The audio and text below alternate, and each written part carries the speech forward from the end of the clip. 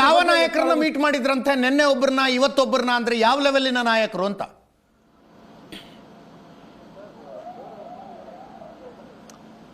ಅಜಿತ್, ಕೆಲವು ಮಾಹಿತಿಗಳ ಪ್ರಕಾರ ಅವರು ಹೈಕಮಾಂಡ್ಗೆ ನೇರವಾಗಿ ಸಂಪರ್ಕದಲ್ಲಿರುವಂತವ್ರನ್ನ, ಪಾರ್ಟಿಯಲ್ಲಿ ಬಹಳ ಜವಾಬ್ದಾರಿಗಳನ್ನ ಇದ್ದಂತ ನಾಯಕರುಗಳನ್ನ ಭೇಟಿ ಮಾಡಿದರೆ ಎನ್ನುವಂತ ಮಾಹಿತಿಗಳು ಬರ್ತಾ ಇದ್ದಾವೆ. ಅಧಿಕೃತವಾಗಿ ಮಾಹಿತಿಗಳು ಅಥವಾ ಇನ್ನೂ ಖಚಿತವಾದ ಮಾಹಿತಿಗಳು ಬಂದ ಮೇಲೆ ಅವರ ಹೆಸರನ್ನು ಹೇಳಬಹುದು. ಆದರೆ ಪ್ರಮುಖವಾಗಿ ಕೇಂದ್ರ ನಾಯಕರುಗಳ ಜೊತೆ ಕೆಲವು ನಿರ್ಣಯಗಳನ್ನು ಕೈಗೊಳ್ಳುವಂತ ನಾಯಕರುಗಳನ್ನು ಅವರು ಭೇಟಿ ಮಾಡಿದ್ದಾರೆ ಎನ್ನುವಂತ ಮಾಹಿತಿಗಳಷ್ಟೇ ಈಗ ಅಜಿತ್ ಬರ್ತಾ ಇದ್ದಾವೆ.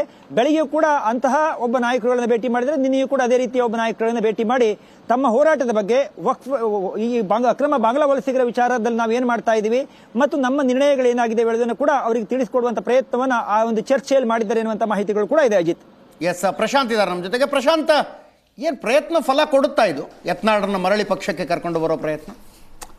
ಅದೇ ನನಗನ್ಸುತ್ತೆ ನೋಡಿ, ಯತ್ನಾಳ್ ಮತ್ತು ಇಡೀ ಒಂದು ಬಣ ಪ್ರತಿಭಟನಾ ಸಭೆಗಳ ಮೇಲೆ ಸಭೆಗಳು, ಹೇಳಿಕೆಗಳ ಮೇಲೆ ಹೇಳಿಕೆಗಳನ್ನು ಕೊಟ್ಟ ನಂತರವೂ ಕೂಡ ಬಿಜೆಪಿ ಹೈಕಮಾಂಡ್ ಯತ್ನಾಳ್ರನ್ನ ಪಾರ್ಟಿಯಿಂದ ಉಚ್ಚಾಟಿಸಿತು.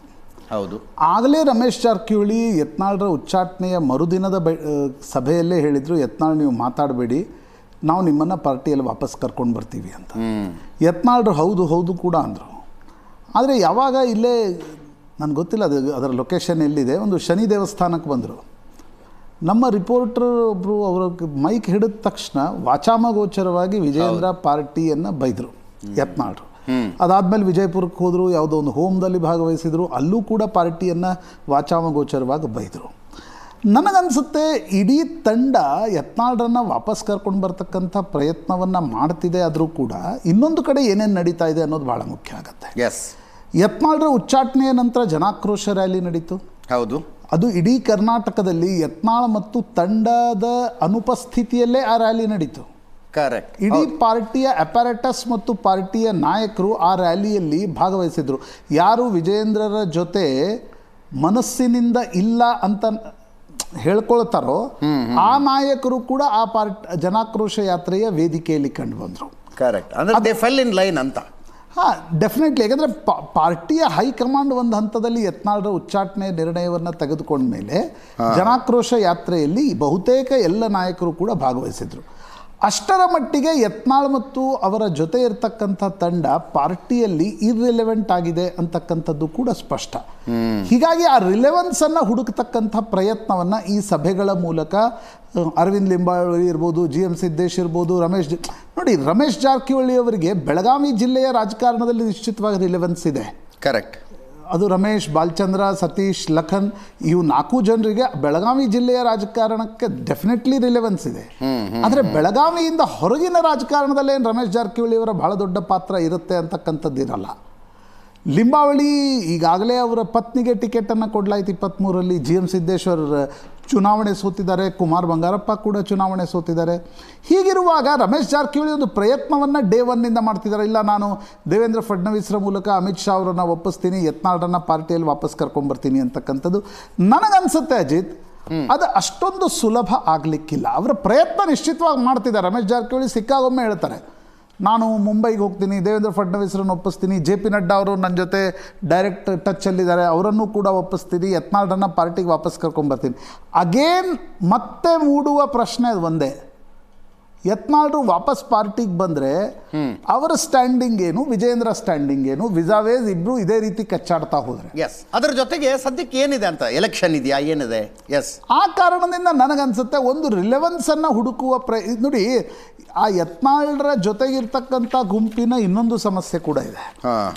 ಅವ್ರದ್ದು ವಿಜಯೇಂದ್ರ ಜೊತೆ ನೇರವಾಗಿರ್ತಕ್ಕಂಥ ವೈಯಕ್ತಿಕ ಜಗಳಗಳಿವೆ. ವೈಯಕ್ತಿಕ in the sense political Siddesh ಅವ್ರದ್ದು ದಾವಣಗೆರೆ ಜಿಲ್ಲೆಗೆ ಸೀಮಿತವಾಗಿ ಅವ್ರದ್ದು ವಿಜಯೇಂದ್ರ ಜೊತೆ ಜಗಳ ಇದೆ.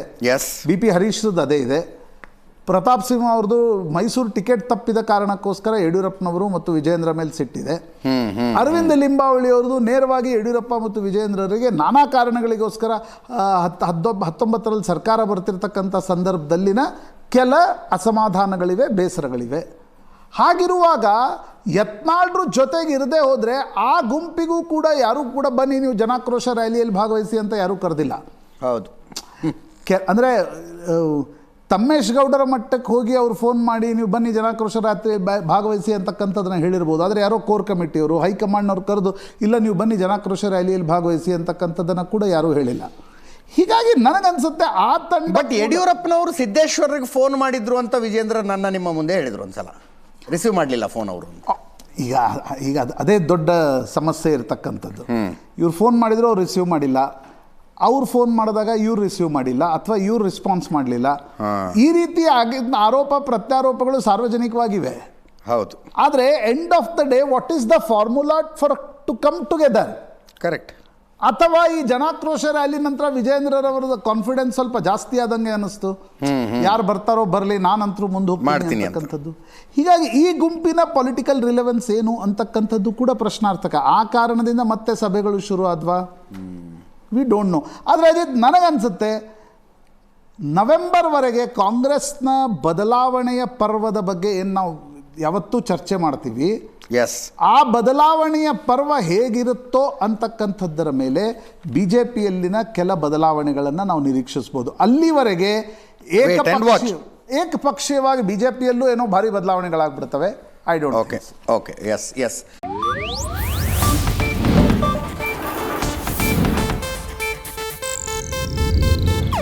ಇದು ಏಷ್ಯಾನೆಟ್ ನ್ಯೂಸ್ ನೆಟ್ವರ್ಕ್ ಪ್ರಸ್ತುತಿ.